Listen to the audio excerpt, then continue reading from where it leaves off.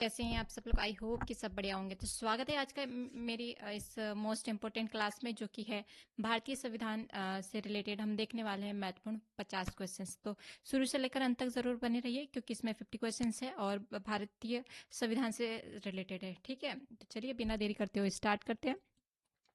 First question देखते हैं, भारतीय संविधान कब लागू हुआ था? तो कब लागू हुआ था? 26 जनवरी 1950 को। कब हुआ था? 26 जनवरी 1950 को। ठीक है, इसके कुछ पॉइंट्स देखते हैं ना। भारत का संविधान 26 नवंबर 1949 को अंगीकृत हुआ था। ठीक है, इससे 26 जनवरी 1950 को लागू किया गया था। यह दिन गणतंत्र दिवस कहलाता है। क्या कहलाता है? गणतंत्र दिवस। जो हम 26 जनवरी मनाते हैं, उसे क्या मतलब कब लागू हुआ था? तो वो हुआ था 26 जनवरी 1950 को। और इसका अंगीकृत कब किया गया था? तो 19 नवंबर 1949 को। ठीक है, ये जरूर याद रखिए, मोस्ट इंपोर्टेंट है। क्वेश्चन नंबर सेकंड देखते हैं, भारतीय संविधान के निर्माता कौन थे? तो ये थे हमारे डॉक्टर भीमराव अंबेडकर जी। कौन थे? डॉक्टर भीमराव अंबेडकर जी। डॉक्टर भीमराव अंबेडकर संविधान सभा के प्रारूप समिति के अध्यक्ष थे। ठीक है, इन्हें भारतीय संविधान का शिल्पकार भी कहा जाता है। शिल्पकार का मतलब उन्होंने बोलना चाहिए कि भारतीय संविधान जो लिखा है उनके मतलब 75% तो इन्हीं का बोलना चाहिए ना, इसलिए इन्हें शिल्पकार भी कहा जाता है। ठीक है, शिल्पकार मतलब किसी चीज का चित्रण करना। ठीक है, जो मतलब संविधान लिखा है उन्होंने। ठीक है, थर्ड पॉइंट, इन्होंने सामाजिक न्याय पर विशेष बल दिया है। मतलब जो समाज से रिलेटेड है ना, उसे सबसे ज्यादा बल दिया है, या मतलब प्रभावित किया है कि हाँ भाई, सामाजिक रूप में सभी कार्य को मतलब सामान्य रूप से मिलना चाहिए। ठीक है, क्वेश्चन नंबर थर्ड देखते हैं, भारतीय संविधान कितने भागों में विभाजित है? तो इसका कितने 25 भाग। ठीक है, मूल संविधान में 22 भाग थे। ठीक है, समय के साथ संशोधन द्वारा अब बढ़ गए हैं और वर्तमान में 26 भाग है। ठीक है, ये जरूर याद रखिए कि मतलब जब संविधान बना था तब 22 भाग थे, और अभी संशोधन होने के बाद वो कितने हो गए? 25 भाग। ठीक है, क्वेश्चन नंबर फोर, संविधान में कुल कितने अनुच्छेद है? तो वो हो जाएंगे हमारा आंसर 470 अनुच्छेद। ठीक है, मूल संविधान में 1995 सॉरी 395 अनुच्छेद थे। कितने? 395। ठीक है, संशोधन के कारण इसकी संख्या बढ़ गई है और अब कुल 470 इसके अनुच्छेद है। ठीक है, क्वेश्चन नंबर फाइव देखते हैं, संविधान की प्रस्तावना क्या है? तो संविधान की प्रस्तावना हमारी क्या है? संविधान की आत्मा। ठीक है, प्रस्तावना संविधान के उद्देश्य को बताती है। किसे बताती है? उद्देश्य को बताती है। ठीक है, यह न्याय, स्वतंत्रता, समानता की बात करती है। क्या की? समानता की बात करती है। ठीक है, इसे संविधान की आत्मा भी कहा जाता है। क्या कहा जाता है? संविधान की आत्मा। ठीक है,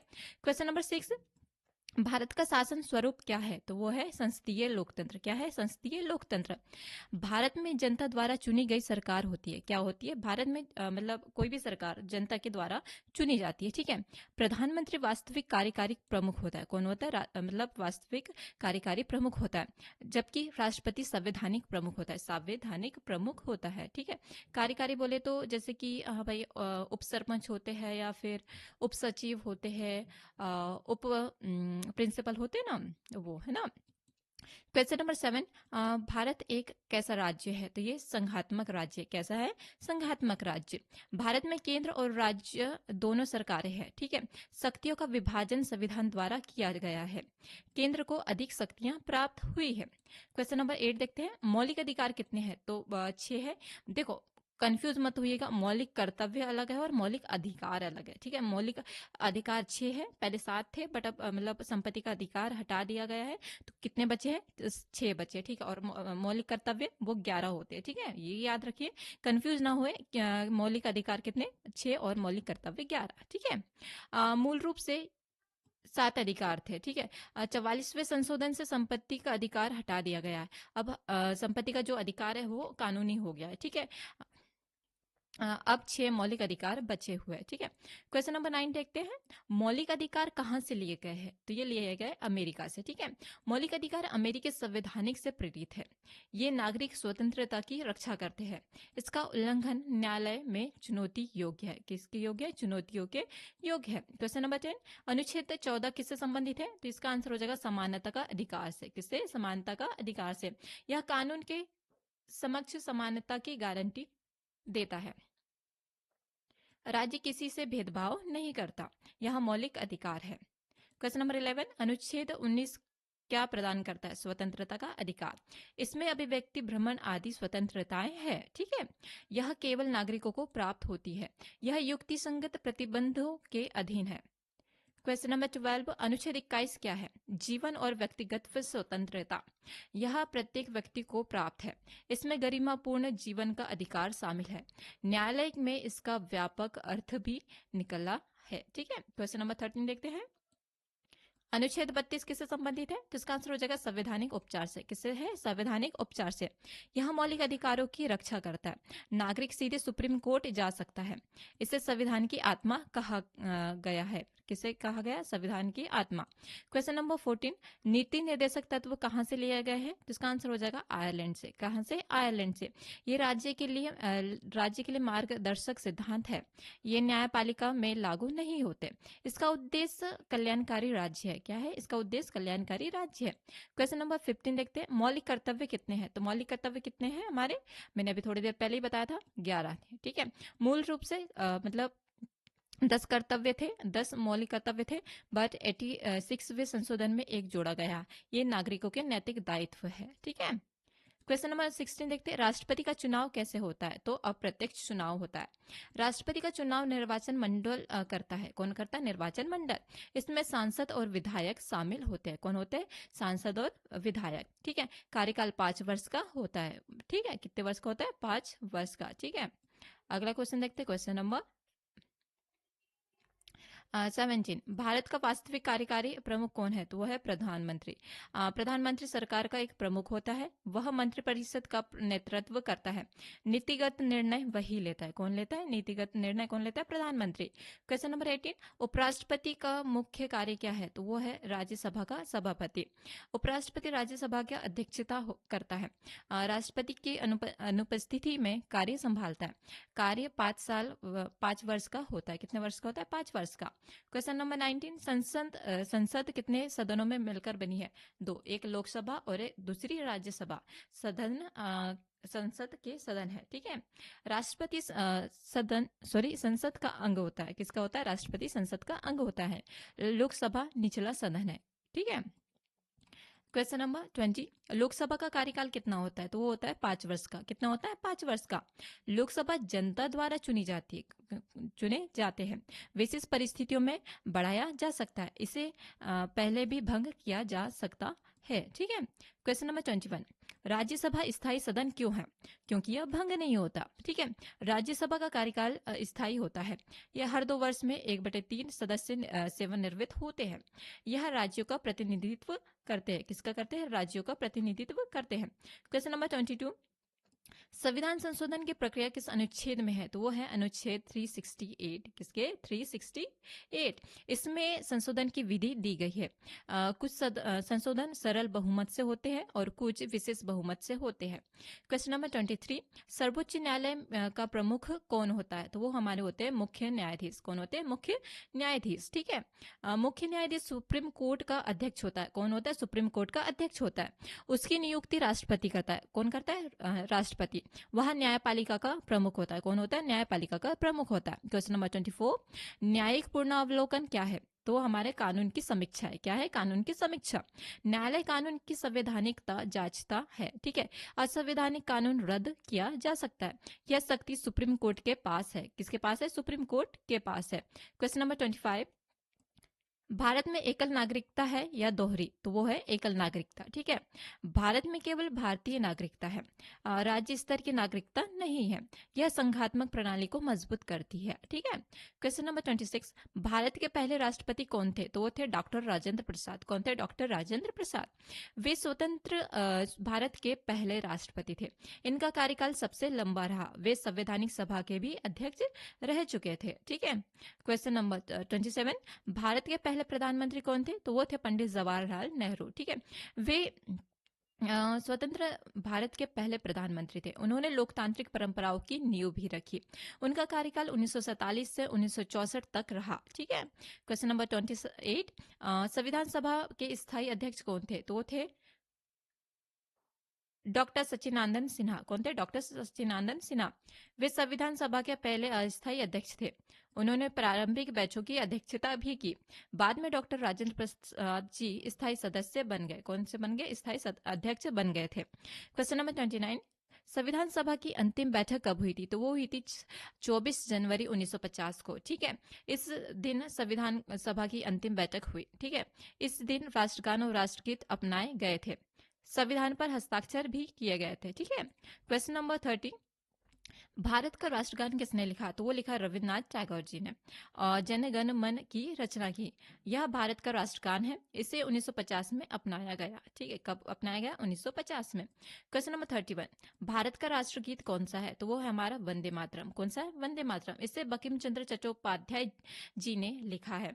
यह आनंदमठ उपन्यास से लिया गया है। इसे विशेष सम्मान प्राप्त है। ठीक है, क्वेश्चन नंबर 32, संविधान का संरक्षक कौन है? तो वो हमारे हैं सर्वोच्च न्यायालय। कौन है? सर्वोच्च न्यायालय। सुप्रीम कोर्ट संविधान की रक्षा करता है। किसकी रक्षा करता है? संविधान की रक्षा करता है। और कौन करता है? Supreme court. ठीक है, यह मौलिक अधिकारों की सुरक्षा करता है। ठीक है, असंवैधानिक कानून रद्द कर सकता है। कौन कर सकता है? असंवैधानिक कानून भी रद्द कर सकता है। कौन? सर्वोच्च न्यायालय। क्वेश्चन नंबर 33, आपातकाल का प्रावधान किस भाग में है? तो वो है भाग 18। किसमें? भाग 18। आपातकाल से संबंधित अनुच्छेद 352 से लेकर 360 है। ठीक है, यह राष्ट्रीय संकट में लगाया जाता है। कब लगाया जाता है? राष्ट्रीय संकट पे। ठीक है, इससे केंद्र की शक्तियां भी बढ़ जाती है। किसकी बढ़ जाती है? केंद्र की शक्तियां बढ़ जाती है। क्वेश्चन नंबर 34, राष्ट्रीय आपातकाल किस अनुच्छेद में? तो वो है अनुच्छेद 352 में। ठीक है, यह शुद्ध या बाहरी आक्रमण में लगता है। ठीक है, सॉरी, शुद्ध नहीं, युद्ध में। ठीक है, इससे मौलिक अधिकार स्थगित हो सकते हैं। राष्ट्रपति इसे लागू करता है। क्वेश्चन नंबर 35, राष्ट्रपति शासन किस अनुच्छेद में? तो वो है अनुच्छेद 356 में। यह राज्य में संवैधानिक विफलताओं पर लागू होता है। राज्य सरकार भंग कर दी जाती है। केंद्र सरकार केंद्र शासन संभाल लेता है। ठीक है, क्वेश्चन नंबर 36, वित्तीय आपातकाल किस अनुच्छेद में है? तो इसका आंसर हो जाएगा अनुच्छेद 360 में। यह वित्तीय स्थिरता पर लागू होता है। अब तक कभी लागू नहीं हुआ। इससे राज्यों की वित्तीय स्वतंत्रता घटती है। क्वेश्चन नंबर 37, संघ सूची में कितने विषय है? तो ये 100 विषय, ये जरूर याद रखिए। ठीक है, संघ सूची पर केंद्र सरकार कानून बनाती है। रक्षा विदेश मंत्री जैसे विषय भी इसमें शामिल है। यह 7वीं अनुसूची में है। ठीक है, क्वेश्चन नंबर 38, राज्य सूची में कितने विषय है? तो वो है 61 विषय। ठीक है, राज्य सरकार इन विषयों पर कानून बनाती है। पुलिस अथवा स्वास्थ्य आदि में इसमें आते हैं। यह सभी 7वीं अनुसूची में है। ठीक है, क्वेश्चन नंबर 39, समवर्ती सूची में कितने विषय है? तो वो है हमारे 52। ठीक है, इस पर केंद्र और राज्य दोनों कानून बना सकते हैं। टकराव होने पर केंद्र का कानून मान्य होता है। यह संघीय संतुलन बनाती है। क्वेश्चन नंबर 40, चुनाव आयोग का उल्लेख किस अनुच्छेद में है? तो अनुच्छेद 324। यह स्वतंत्र संवैधानिक संस्था है। चुनाव कराने की जिम्मेदारी इसी की है। मुख्य चुनाव आयुक्त इसका प्रमुख है। ठीक है, क्वेश्चन नंबर 41, महालेखाकार का कार्य क्या है? तो वो है सरकारी खर्च की जांच। ठीक है, सीएजी सरकारी खातों में ऑडिट करता है। वह संसद के प्रति उत्तरदायी होता है। यह वित्तीय पारदर्शिता सुनिश्चित करता है। ठीक है, क्वेश्चन नंबर 42, संविधान में कितनी अनुसूचियां हैं? तो वो है 12 अनुसूचियां। मूल रूप से 8 अनुसूची थी, संशोधन से अब बढ़ गई है, जिसमें 12 अनुसूची है और इसमें प्रशासनिक विवरण भी है। ठीक है, क्वेश्चन नंबर 43, स्थानीय स्वशासन को संवैधानिक दर्जा कब दिया गया? तो 1992 में। ठीक है, 73वां और 74वां संशोधन किया गया। पंचायती राज और नगर निकाय मजबूत हुए। ठीक है, यह लोकतंत्र से जड़े को मजबूत कराता है। क्वेश्चन नंबर 44, पंचायती राज किस संशोधन में आया? ठीक है, 73वां संशोधन। ठीक है, यह ग्रामीण स्वशासन से संबंधित है। पंचायतों को संवैधानिक मान्यता मिली। ठीक है, त्रिस्तरीय व्यवस्था लागू हुई है इसमें। ठीक है, क्वेश्चन नंबर 45, नगर निकाय के संशोधन से जुड़े हैं, तो वो जुड़े 74वां संशोधन से। यह शहरी स्थानीय शासन से संबंधित है। नगर पालिका और नगर निगम मजबूत हुए हैं। शहरी लोकतंत्र को बढ़ावा इसमें मिला है। क्वेश्चन नंबर 46, हिंदी को राजभाषा किस अनुच्छेद में कहा गया है? तो अनुच्छेद 343 में। ठीक है, हिंदी को देवनागरिक लिपि में राजभाषा माना गया है। अंग्रेजी सहायक भाषा है। भाषा संबंधित प्रावधान भाग 17 में दिया गया है, भाग 17 में। ठीक है, संविधान सभा के सदस्य कितने होते हैं? 389। ठीक है, इनमें ब्रिटिश भारत और मतलब कितने सदस्य थे? ठीक है, कितने सदस्य है नहीं, कितने सदस्य थे? इसमें ब्रिटिश भारत और देसी रियासतों के प्रतिनिधित्व थे। ठीक है, बाद में संख्या घटकर 1900 मतलब 299 रह गई थी। उन्होंने संविधान का निर्माण किया था। ठीक है, क्वेश्चन नंबर 48, संविधान का सबसे लंबा लिखित संविधान क्यों कहा जाता है? क्योंकि ये विस्तृत विषय है, क्योंकि इसमें 100 विषय है। कितने? 100 विषय। ठीक है, वस्तु भारत की विविधता को ध्यान में रखा गया। ठीक है, केंद्र राज्य संबंधों का विस्तार से वर्णन है। ठीक है, इसलिए यह लंबा है। ठीक है, क्वेश्चन नंबर 49, धर्मनिरपेक्षता किस अनुच्छेद से जुड़ी है? तो वो जुड़ी है 42वां संशोधन, जो कि 1976 में पंथ निरपेक्ष शब्द जुड़ा गया था। यह प्रस्तावना में भी शामिल है। सभी धर्मों को समान सम्मान मिलता है, मतलब जो कि सम्मान जो है वो समान रूप से मिलता है। क्वेश्चन नंबर देखते हैं 50, तो भारत को गणराज्य क्यों कहा गया है? तो क्योंकि इसमें निर्वाचित राष्ट्राध्यक्ष होते हैं। भारत का राष्ट्राध्यक्ष जनता द्वारा चुना जाता है और कोई वंशानुगत शासक नहीं है, मतलब जैसे कि राजा का बेटा हो गया, बेटा का बेटा हो गया, इस टाइप की इसमें नहीं है। ठीक है, इसमें वंशानुगत मतलब वंश को प्रेरित नहीं करता, वंश इसमें शासक नहीं बनता, इसमें जनता के द्वारा ही चुना जाता है। ठीक है, इसी कारण भारत गणराज्य है। क्या है? इसी कारण भारत गणराज्य है। तो ये हो गया हमारा मोस्ट इंपोर्टेंट संविधान से रिलेटेड 50 क्वेश्चंस। तो आप लोगों को कैसी वीडियो कैसी लगी, आप लोग मुझे कमेंट में बता सकते हैं। और चलिए आज की वीडियो हम यहीं समाप्त करते हैं और मिलते हैं नेक्स्ट वीडियो में। तब तक के लिए थैंक यू सो मच। जय हिंद, जय भारत।